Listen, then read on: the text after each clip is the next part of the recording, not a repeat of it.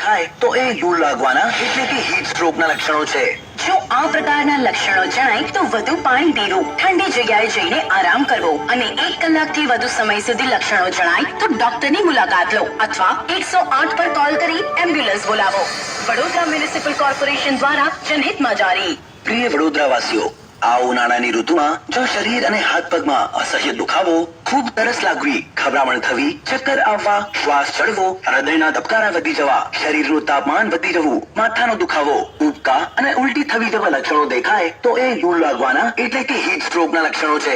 ઉનાળામાં લૂ એટલે કે સનસ્ટ્રોક થી બચવા ગરમીમાં બને ત્યાં સુધી બહાર જવાનું ટાળો। નાના બાળકો, સગર્ભા માતાઓ, વૃદ્ધો તથા અશક્ત વ્યક્તિઓએ તડકામાં ફરવું નહીં। ઉનાળાની ઋતુ દરમિયાન ખુલ્લા, સફેદ, સુતરાઉ કપડાં પહેરવા, દિવસ દરમિયાન પુષ્કળ પ્રમાણમાં પાણી પીવું, શક્ય હોય તો લીંબુ શરબત બનાવીને પીવું, ભીના કપડાથી માથું ઢાંકીને રાખવું અને જરૂર જણાય તો અવારનવાર